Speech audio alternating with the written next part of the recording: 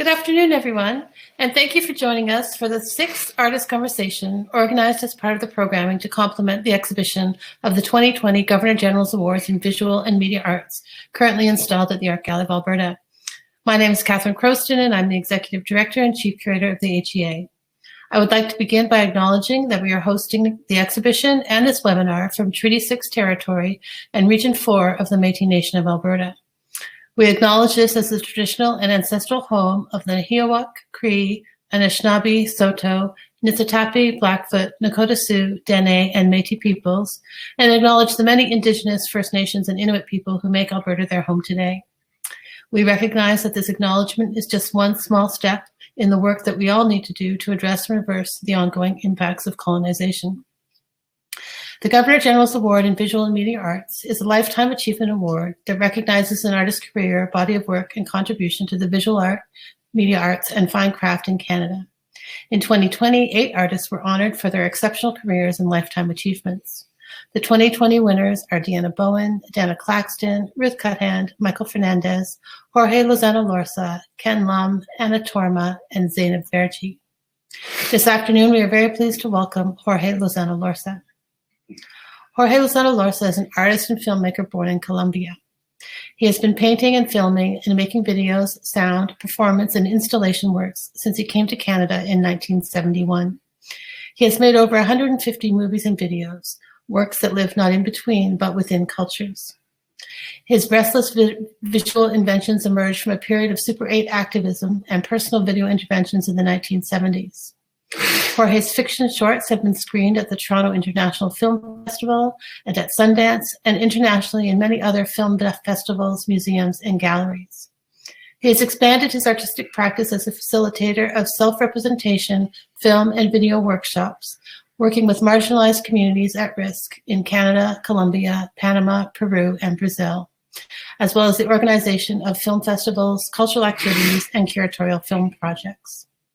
Jorge initiated the Cross Borders Film Festival, the Alucine Latin Film and Media Arts Festival, and Converse Salon, a collaborative project supported by collective labor and a desire for community and the exchange of knowledge and care to generate critical ideas and create non-institutional ways of showing artist projects without public funding. Jorge's contributions to the field are multiple. He has managed to insert a racial discourse into the white experimental filmmaking canon of North America and Europe. He has brought together radical forms with radical content, consistently finding new ways to include the lives of marginalized subjects rarely seen in artist movies. He has refashioned the form of the political documentary using expanded cinema and multiple screen sculptural installations. Jorge is currently working on several feature-length deliriums, architectural installations, and film fetish short forms in Toronto, where he lives. This afternoon, Jorge is in conversation with Paul Wong. Paul Wong is a media maestro making art for site-specific spaces and screens of all sizes. He is an award-winning artist and curator who's known for pioneering early visual and media art in Canada, founding several artist-run groups, leading public arts policy, and organizing events, festivals, conferences, and public interventions since the 1970s. Writing, publishing, and teaching have been an important part of his praxis. With a career spanning 4 decades, he has been an instrumental proponent of contemporary art. Paul Wong has shown and produced projects throughout North America, Europe, and Asia, and his works are in many public collections, including those of the National Gallery of Canada, the Museum of Modern Art, the Canada Council Art Bank, and the Vancouver Art Gallery, as well as numerous private collections. He has also been the recipient of several major commissions and grants. In 1992, Paul Wong was awarded the Bell Canada Award in Video Art for outstanding contribution to the field. He was the first recipient of the Transforming Art Award from the Asian Heritage Foundation in 2002, and the inaugural winner of the Trailblazer Expressions Award in 2003. In 2005, Paul Wong received the Governor General of Canada's Award in Visual and Media Arts himself for his lifetime achievement, and in 2008 was awarded Best Canadian Film or Video at the Toronto Real Asian International Film Festival. Before I turn things over to our very distinguished speakers, just a few notes. Jorge and Paul will speak for about 45 minutes, following which we will answer questions. Please enter your questions using the chat function. I would also like to take this opportunity to thank EPCOR, who support AGA online programming through their Heart and Soul Fund, and the Canada Council for the Arts for their support of the Governor General Awards, as well as this exhibition and program. Please join me now in welcoming Jorge Lozano Lorza and Paul Wong.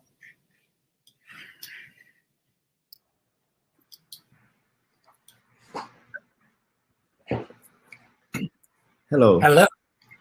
Hello, Jorge. Thank you, Catherine and Alberta Gallery of Art for that, for having us, for inviting me, and for hosting the GG 2021 exhibition at your gallery. Jorge, thanks for inviting me to present. Okay. Conversation. And I just want to acknowledge that I'm broadcasting live here from Vancouver, Chinatown, in the unceded territory of the Squamish, Tsleil-Waututh, and Musqueam peoples. Okay, well, thank you, Catherine, for the support and the putting together the installation, and to Helen Chang, who has been helping us a lot in producing this broadcasting or this interview. And to you, Paul, thank you very much for talking to me today, because we known each other without knowing each other, basically. And I have used this opportunity to go back and look at your work, and because the works that I've seen in the past of you have impacted me, and I felt certain similarities in how you trace and retrace your own personal life and your work, your communities, your history, and I do work in that level as well. So it's been a great opportunity for me to get to know you and to hope to continue knowing you better. Thank you. You know, in the description of this talk, you know, you talk about your evolution as an artist coming out of a DIY practice, which has evolved by inventing your own worlds, experimenting and creating your own languages and media art forms. Can you give me some background of what that all means? I think that let's start from the beginning, and I think it coincides very much with your beginning. I started to do what I do using Super 8 and the Portapack. And in Super 8, it was very interesting because you will film, and then the film will come 2 weeks later or 3 weeks later, and you never knew if you were going to get what you got.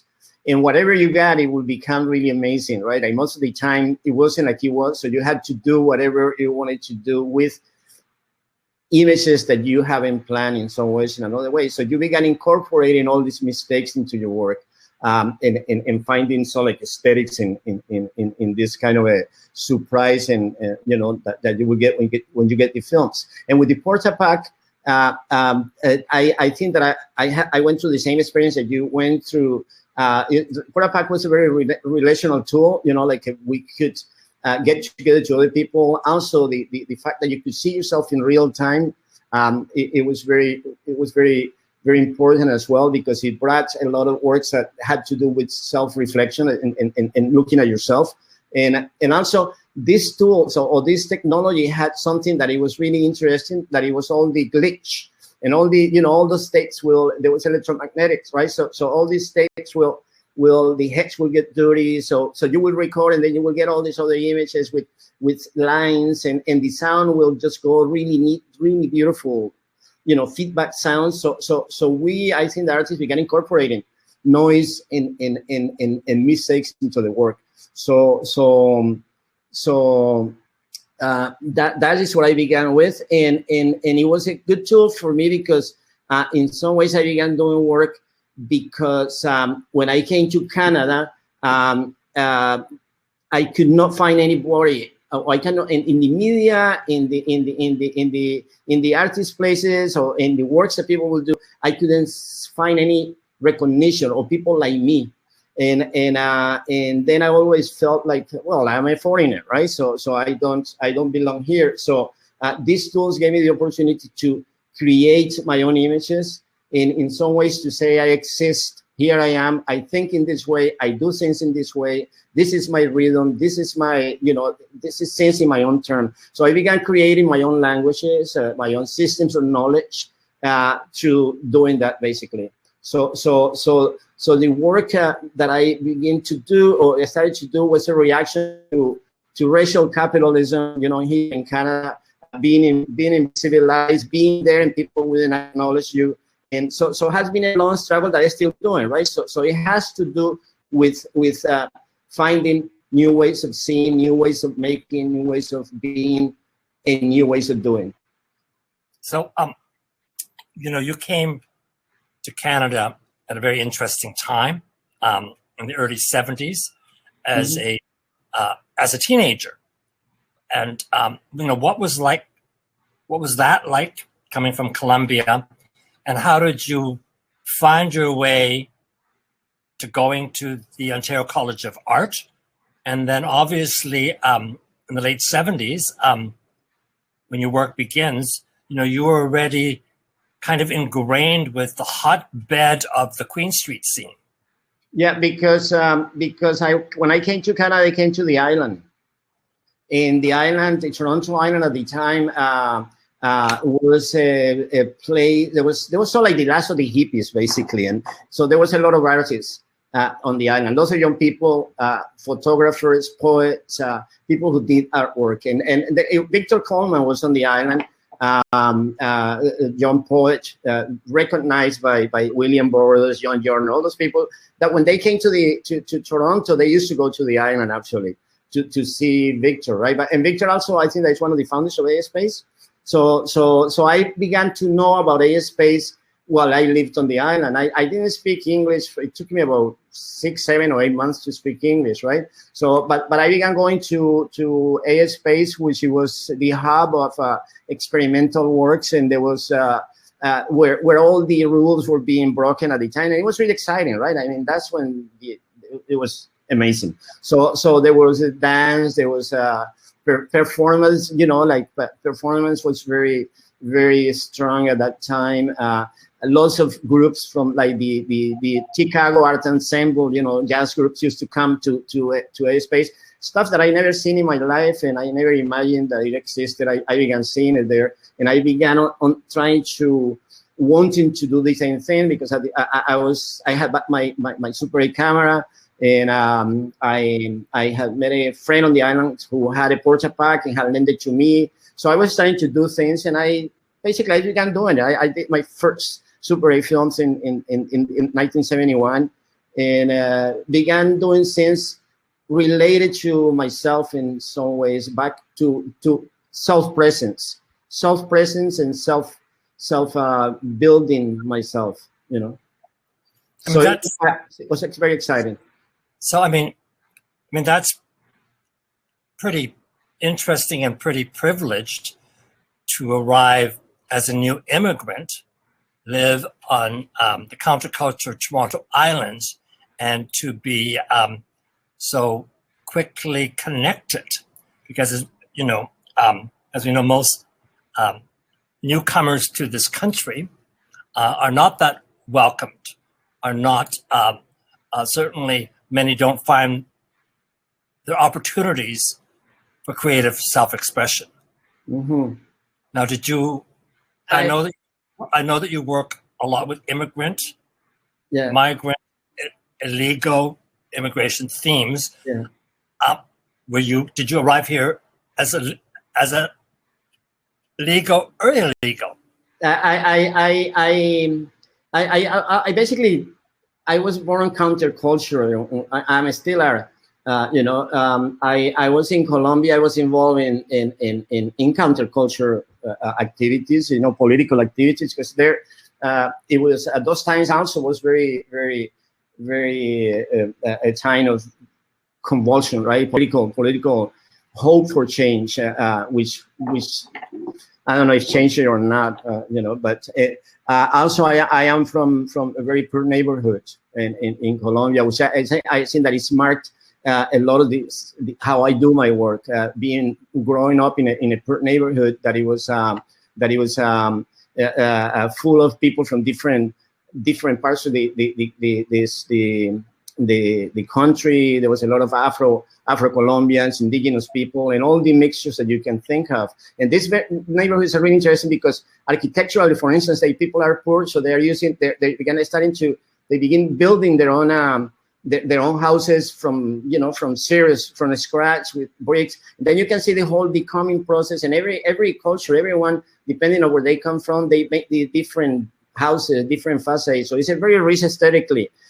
Besides, they also have lots of different music in very small spaces, different kinds of food, and so like different forms of knowledge too.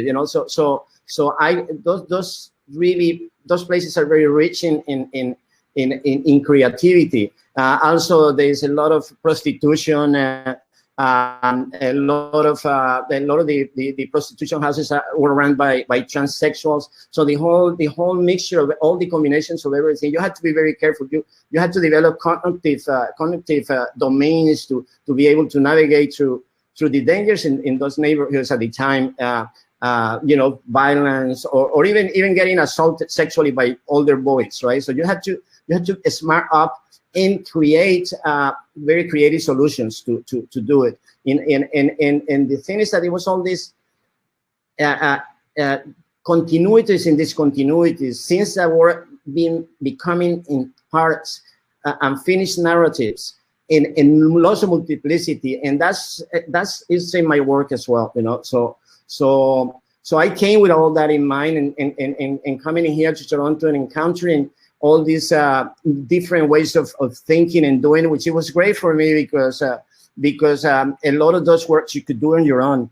So I didn't need a crew to do it, right? So it was a very refreshing way of doing that. You can do it whatever you have. A lot of works with porta pack, I mean, that was, you just put it on your back and then you just go and film and you do things. Yeah.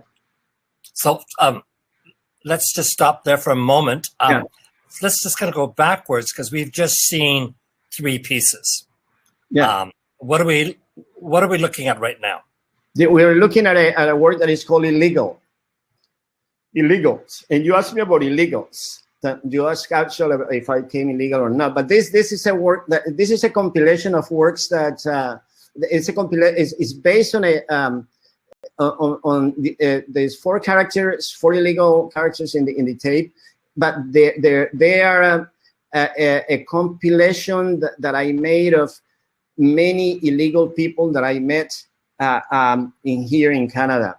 So I put them all together and worked with 4 people who had been illegal or knew what and were not, and one was illegal. So try to mix up all those stories within their stories as well. So the issue of illegality is very interesting because regardless that you come legal or illegal, you had to do illegal things in the country, right? In order to survive, because when I came in here to Canada, I worked in many shitty jobs all the time in order to survive and to eat. So you had to find manners to survive, and that has to do very much with illegality. And this is the experience of people who are mostly Latin, and reflects, the problematics of being illegal in the country, which is also has to do very much with the strategies that people have created, the strategies that people find to be illegal, because it's not all just a lot of these people are thinking people, they're very smart, but they're in a situation that they have to change personalities. It's totally performative too. It is quite fascinating how illegal people survive. I don't know. I watched this work. I mean, you're not showing any of the subjects who, of course, they're talking throughout all of this, and it made me completely forget about what it's like to be an illegal migrant in this country, and how complicated it is to navigate the simplest things, and to live, really off the grid, and to live in fear, which takes me kind of back to the signature work, Watch My Back, which is the 4-channel installation you have as part of this exhibition. That was the first chunk of work that we saw. Yeah. And those are not illegal subjects, but they're outsider subjects. Yeah. You seem to be, in their work illegal, you don't show their faces. And your 4 subjects in Wake Me Up also don't show their faces. You want to talk a little bit about, I mean, a lot of illegality has to do too with not being recognized, and with the Watch My Back is interesting because this works. I only done 2 works that come out of my work doing workshops with youth, because the workshops that I do, I don't go and do work about the community. They do the work, basically. And that's the idea of the workshops, that they do the work. But I've been with these people for a long time, and I have stopped doing workshops with them. They were already making videos when I approached them to do this work.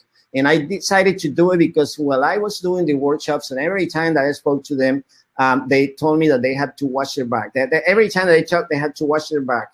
And then I asked them, listen, I want to do something about watching your back, and they just told me their stories, and the stories are really simple. It's basically Latin youth who come to Toronto, to the suburbs, to the ghettos. They come from countries that the civil wars, and they land in those places, and because they get together, the police comes, because there is a law against gangs, and then if you are more than X number of people, then you are accused of being a gang. So they get taken to jail all the time.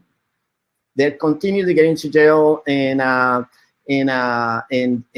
was always, I could never understand why, that process of always ending up in jail, and also finding these people that were so smart, and because the works that they did in the workshop are fabulous. They're excellent, and they're incredibly intelligent, but they always end up in jail. And then, and the other thing, for instance, when I was working with them, is that a lot of Latin youth, they don't imagine doing post-secondary education. It's not in the imaginary to think that they can go and do that. And so it is how racism works, right? I mean, racism makes people feel smaller than they actually are, and people internalizes that those subhuman ways of judgments that the society at large has with them, and they operate in a very innovative and sometimes very constructed ways, to survive. And I've always been fascinated by that, and I have a lot of affinity because, as I said, I am from a poor neighborhood, right? And I know a lot of that stuff, and I know how people think in that way. So I am very I can relate with them very well. It's almost like it's part of me talking to as well. I mean, there's the one young woman who's the subject. I'm sorry, I've just forgotten her name, but she speaks about how she avoided the gangs, how she was an honor student.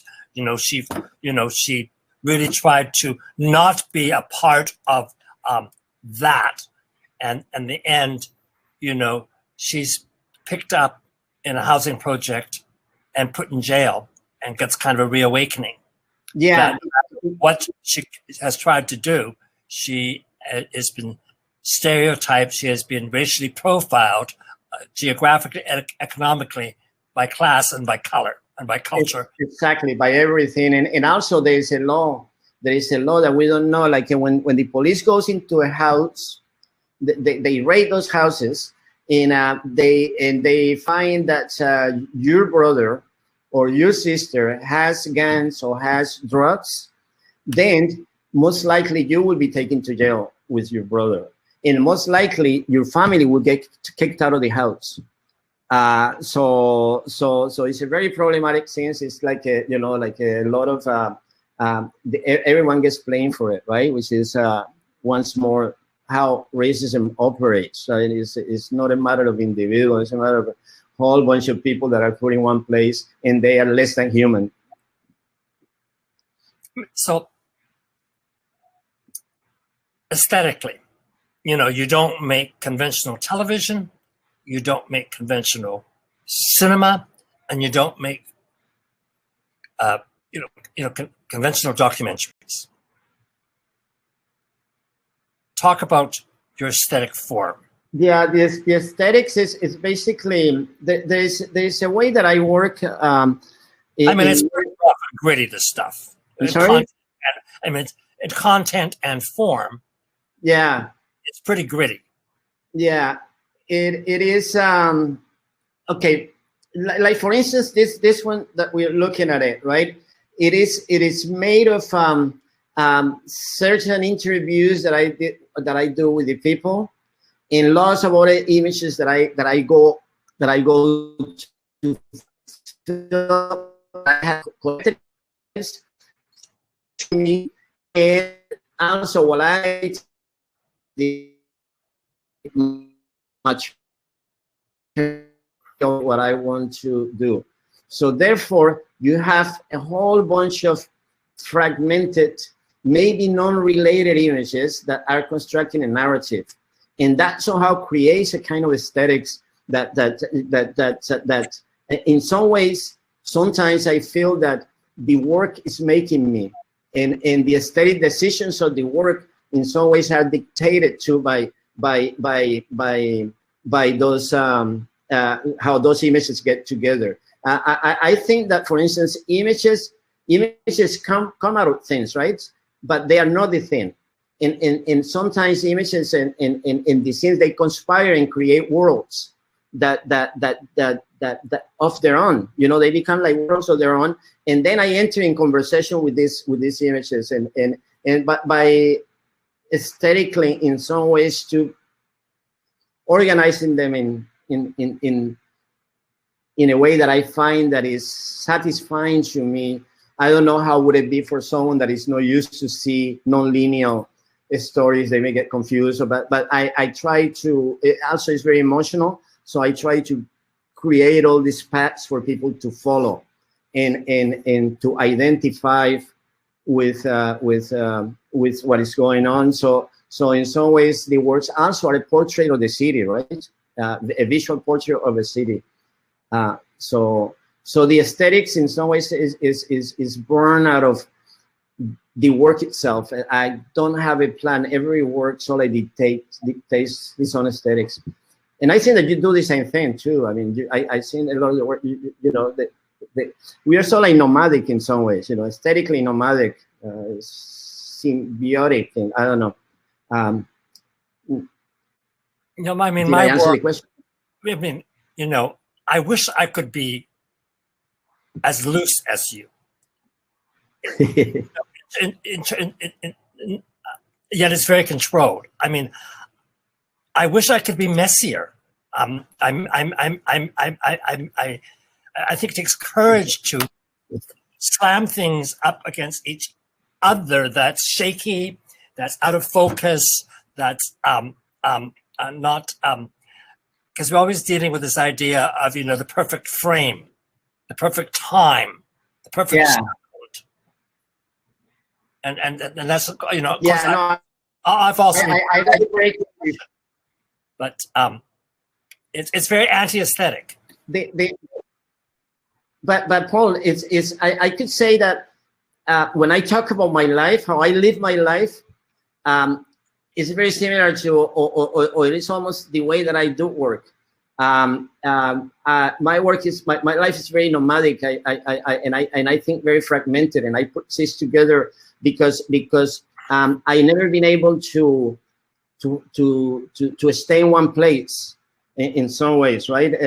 Conceptually and even physically, and even if I'm physically in one place, it is always in a rocky space. I mean, very uncertain. I lived through uncertainty, right? I never been able to be settled as a person. Like the same with being an immigrant, I think that it's very important to understand is that you being an immigrant is not being in different cultures, but cultures being within you. And cultures being within you means that you are becoming something that you were not.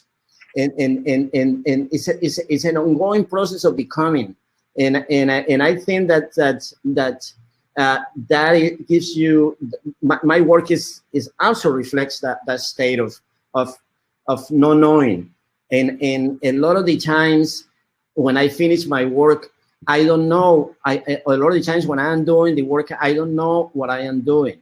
And a lot of the times when I finish, I don't know what I have done. And it takes me a while to get back to the work and see the work and begin understanding what I was doing. But also because my work in some ways reflects my living process. And I use my work as a tool to understand my own life and to understand the life that surrounds me. And because life is always changing, then the work is always changing. And every work presents different questions about life, about politics, about society, about the others, about, and it is also contestatory, right? It's always questioning the politics of the politics that frame you. So the frame, I break all the time. I was just thinking, and the existential frame and the work in the frame and the frames in the work as well. I loved the work that we just saw. So punk, the black and white and the mesh mask of someone hiding their face. That's different single frame as this 8-channel work that we're looking at right now. Do you want to talk about this work? Because this work I know that was done in Colombia. Yeah, this work is made. And it's the region that I am from, which is very Afro-Colombian. That's why the presence of Black people in here. And it's because I work in the neighborhoods that I work there. There's a presence of lots of Black people. They're poor neighborhoods, right? They're very, very dangerous neighborhoods in some ways, but they're really amazing. Almost like the one that I described that I grew up with. So culturally, they are so rich. I mean, I love going into those places because they got so much life, and it's I work with these guys. They're not in here right now, but you will see them they're in the tape for many years in the neighborhood, doing workshops with them, and they lots of them redirected their lives through discovering that they could actually produce meaningful works because they did it and they showed them and people liked them and they did more. So some of them began creating work. All the ones who didn't want to continue doing video, they redirected their life into more constructed things because all those kids, they can die at any time. They die very young, right? Because there's a lot of weapons, there's a lot of gangs, there's a lot of, that's the rules of those neighborhoods. So after being with them for many years, working with them, I decided to make my own documentary of their neighborhood and also reflecting with the situation in Colombia, right? The beginning is Colombia right now, but then we go into the neighborhood. So I hire them. I explained them what I wanted to do and they were excited. So I hired two of them to do some camera work. I will do camera work in the neighborhood because I always do my own camera work, but there's some camera work that I couldn't do because I couldn't get in those places. Some dangerous things. For example, there's an interview with this young killer. Is a 17-year-old kid that is a killer. So I couldn't go and interview him, and I was afraid because he may kill me, right? You never know. I mean, so anyway, you look at the work. He's a very impulsive guy. So I told my friend, you film it. He's your friend. So I left the camera to Canada, and he was recording scenes and recording guys. Send me the material. It was too dark. He was moving too much the camera. So I told him, no, do blah blah. So I will direct him, and then he would redo them. And basically, I built parts of the documentary in that way.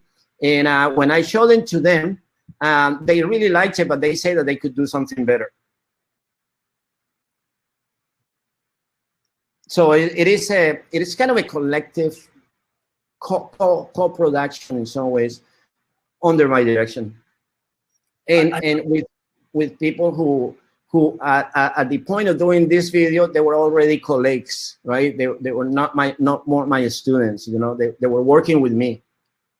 I think what one or two of the subjects, makes mention that these workshops changed their lives. Totally. It got them out of gangs, and it gave them a focus. And the turnout from the workshops that I do and that we do, because I work with Alexandra Gellis and in some of the other workshops, is more than 70% actually. That there is a turn, because in these neighborhoods, when you go into these neighborhoods, these people already know about film, because they've been recording things they watch a lot of movies. They want to be actors. They got talent, but they don't know how to do it. So when you go there, it's really easy. You know, it's like the talent is already there, and that's basically this cultural capital that is lost when the system doesn't invest in these neighborhoods. I mean, is the rich. We know. I mean, most of the great music and all that stuff comes from the ghettos. You know what I mean? And so yeah. I know that when both of you and I started out, doing this video art thing, doing this outsider thing, our peers, the community, the television, documentary, film world, the academic world, the art world, hated what we did. I mean, they put up with it. My friends and family were supportive, but they didn't really like it. And for a long time, we kicked open doors, we got funding, we got to show, a little short, on some sidebar alternative festival, or a monitor set up in the museum underneath the stairs next to the bathroom. Something has shifted.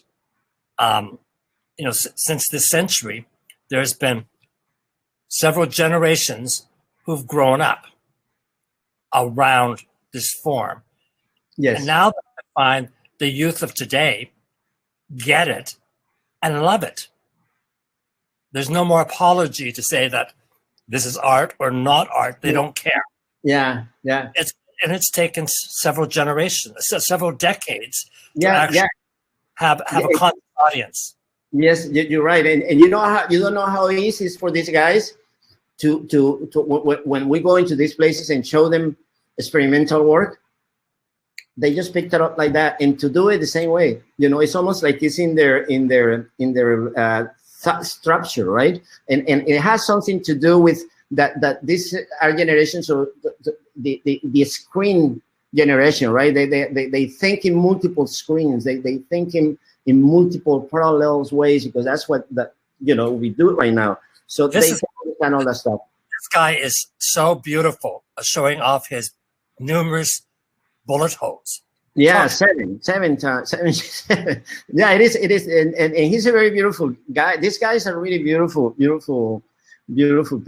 Beautiful people, just forced to live a life. If you live in those neighborhoods, you had to learn how to defend yourself, and I managed to when I was growing up in my neighborhood, there was not that many gangs. There were knives, and machetes and stuff like that. But I if I had been born in there, I probably would be doing the same thing that they are. This guy here, the black guy, is one of the most talented ones. He died in an accident 2 years ago. He was already teaching video. He was already teaching video at a school in Cali. So you have relationships with your community. Yeah. Which develops into relationships with definitely. Yeah. A lot of the equipment that we don't use in here, we bring it to them in Colombia, and with the ones in here, we lend them the equipment that we have to do it. And I still I still I'm in contact with most of these people. And we're always in contact with these people, and we know their families. And when I go to Cali, I can go into that neighborhood, and they will protect me, right? Because also you have to go with people who know, you just don't go like that. So they will protect me, and people won't touch me. And they know. And I want to go back. When I go back to Cali, I want to organize a screening again of all the works that they've done, to pay homage to the person who died in the accident. And I want to do a workshop. I'm going to offer them a workshop of 1 week for free. I would bring everything and do it with 6 or 7, because I really want to go back in there. And I know that changes. These are such dynamic places. Culturally, they're incredible. They're incredible. These people are amazing dancers, singers, but they live surrounded by inequity and poverty, which creates violence. So I'm just going to segue here. Speaking of inequities, and I was very impressed on your resume that I just actually saw last week. Very recently you went back and got your master's degree in visual arts, and congratulations, Dr. Lozano. Wow. What asked you to get a doctorate at this time in your life? Well, I was accepted because of the work. And when I went to do the master first, it's 2 years because of the work. I had not. I finished. I had 1 year at university in Colombia, but it got taken over by the army, and then I ended up coming in here. So I never finished anything, and then didn't go to school for. When I went to OCA, 6 or 7 years after I was in here. But then OCA, when I went to OCA, it was very sort of free school in some ways. There was no. I mean, most of the classes were done in the bar, drinking beer with the teachers, and all of them, they were alcoholics, and we were too. So it was just perfect having all these teachers that you just drink at 10 o'clock in the morning and talk about others. So that was really good, actually, and so I didn't learn anything. All what I learned is what I had to do on my own, right? But it was good to be in that environment, because I met a group of people like me, Rebecca Garrett, Susan Mackay, Dimitri Martinovi, that we formed a group that began doing things in a different manner, the general idea and the official artists at the time were doing, right? So we weren't show that much. We did performance and stuff. We were more punkish, I've been more punk. If anything, I can identify more with punk culture, right? So we created all the stuff, and we were doing performances, working individually and collectively. So that was really a great learning experience. So then when I went to university, I decided there's one reason why I go to university. It's because it was a possibility. There's more reasons, but one is because they pay me. They pay me to go. So what that means is that I had a job to be able to have time to read stuff and do things and get paid, and not having to worry about getting work, because all my life I've been trying to survive, and it's been very difficult, right? It hasn't been easy. And the same thing, then I decided to do the PhD. Basically, the economics of it was the real reason. I get paid to go and learn things, and but I am very much self-learned. So I did maintain a level of independence at university to do what I wanted to do, and they allowed me to do it because I would respond. I put things in there. So that was the reason. But what it was really good is that I discovered, for having all that time and being related to academia, I began reading a lot of philosophers that I never read before, and discovered that a lot of theories that I have thought these people were talking about. Myself through experience, because my existence is praxis, right? Is in the praxis, and so I had developed theories of knowing through my own praxis, and theories of aesthetics or living or whatever, and I would discover that. So I got really interested, and that just brought me to an incredible knowledge of new thoughts, a lot of black writers, feminists who are contemporary, who you know, a lot of feminists from Latin America, philosophers. So it's been really actually a really good experience to have done it. The problem is that I'm unemployed, and one of the problems that I'm unemployed is, if I'm talking too long, I'm going to be very short with this, because this is a denunciation that I'm going to make. What is happening right now with Black and Lives Matter is really amazing. It's great that institutions right now are starting to offer jobs to Black people. I think that is great. What I question is that they should have done it a long time ago, because we knew that the problem was there all the time. There was a lack of representation of people of color at all levels in universities. So now they are doing it. I think that is great, but they have to go beyond recognition. It has to be a restructuring and redistribution, you know, and also it has to contemplate the hiring of people of color, of other cultures as well.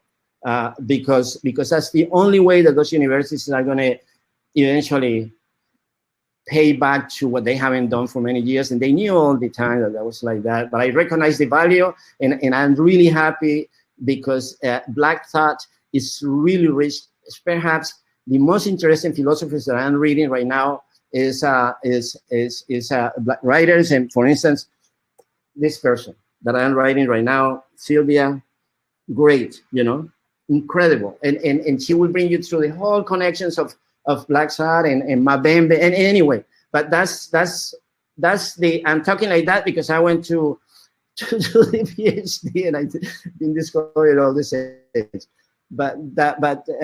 Yeah. So I'm just looking at the time here. Just kind of wrapping up. You know, how has the COVID-19 pandemic, you know, impacted you directly as a working artist? And because, you know, you said you traveled a lot to festivals, a lot to Colombia and other places, a lot where you live, making work.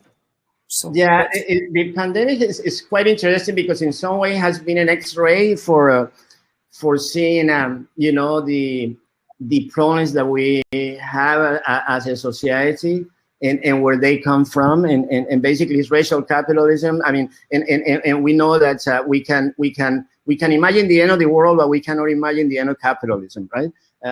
But the pandemic also is helping me to create something that I call safe spaces, or free spaces. And the free spaces are those spaces that you inhabit in a constructed manner, especially when you are under the house for jail, right? In prison in your own house. So you have to be very inventive not to go crazy. And the manner that I'm resolving is through those what I call free spaces. That's what art does basically. Art creates free spaces. So it's through the work that I do. Once more, my artwork is the tool of resistance, right? Resistance to whatever. Resistance to myself, to my own framing myself. And what's going on in Colombia? In Colombia, it's the same thing. Colombia is a country that is very hard to talk about it, because it's so complex politically, and it changes constantly. But all countries are going there. It's just that people there, because they are poorer countries, people have to face the pandemic in a different way. So they go out a lot, and they resolve lots of them, they don't have health protection, you know, and they have to do it at home. They will die. They always die. No one reports people dying, basically poor people dying, right? In fact, one of the things that the pandemic has shown us is that some people must die, and some other people should not die. And who must die? Well, mostly the poor people, right? In the States, Latino people, Black people, in here too, right? Who is in jail? Latino people, Black people, you know. So those are disposable people, and that's what the pandemic has in some ways shown, this disparity because it's a mono-humanist culture, you know. So it's only one kind of people are human, the other ones are not. So what are you making right now? Right now, I'm making a film that is in a train that I began right before the pandemic, and it all happens in a train, and it is it's just a train trip that where you recreate. It's a winter train trip from Montreal to Toronto, and the landscape is incredible. It's all white. It's just, but then I am using superimposition on the windows just to bring back lots of issues. I'm bringing people. It is really. I like it. It's fun. It's fun to do. So yeah, it's a train, and it's called Trains Make Movies. And now we're watching. Is there sound with this work? Yeah. Can we have a little sound with this? If Is Helen our operator there? I don't know if she's listening. Because this was an earlier work, and this is based on found sound and found appropriated sound and a found film. Yeah, it's a found film that I found just when I made it. Actually, as soon as I found it, I made it. That was 2 years ago, I think. And I had it wrapped in. I shot a little bit in New York and some in Toronto, but then, I had wrapped it in a flyer that I had picked up when I was in the Lower East, when the Lower East was Lower East, that there was all junkies and you know, really, really down and out. And I stayed there, and you had to go to destroy buildings to go into your floor, and it was all junkies and on the stairs. And it was amazing. You know that because Vancouver is a little bit similar. But I found it wrapped in a flyer because the Puerto Ricans in the United States have been kept oppressed forever, right? And living in the poverty, and they've been displacing them. So it's has been liberation movements, independent movements, and I love Puerto Rican people, you know, and I love salsa. So I found it in this flyer was talking about free Puerto Rico, and I had saved, and then I wrapped the film on that, and I kept it, and then I found it. And also there was a cassette of Sweet Jane, which Sweet Jane is about Lou Reed, right? And it's about heroin too. So for some reasons it all connected, and then I spliced the Lou Reed song and created the soundtrack and worked on the video and added a text telling the story of how young friends of mine here in Toronto, because we will go to New York almost 3 or 4 times a year. But my friend John Kinsey here, you know, will go to New York because and live there because it was heroin was cheaper and to get, and so I'm telling that story because that's when there was a lot of heroin on Queen Street at the Cameron, they used to sell it, you know, and Hanson Ned, a country singer, very beautiful man, died of overdose. So I'm just remembering those early 80s. So yeah, in this thing. I would love to pair this work with my work called Perfect Day, which is also gritty. It's autobiographical, but it also uses the Lou Reed song "A Perfect Day." It's also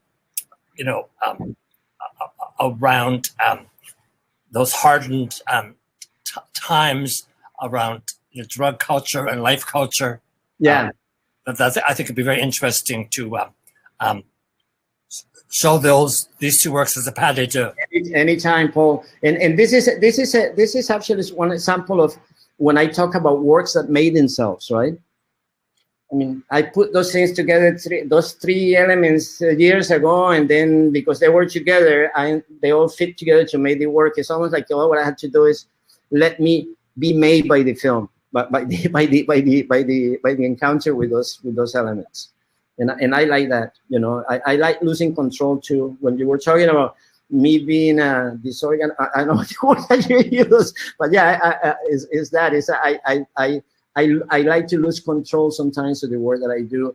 I'm very much against the notion of totality.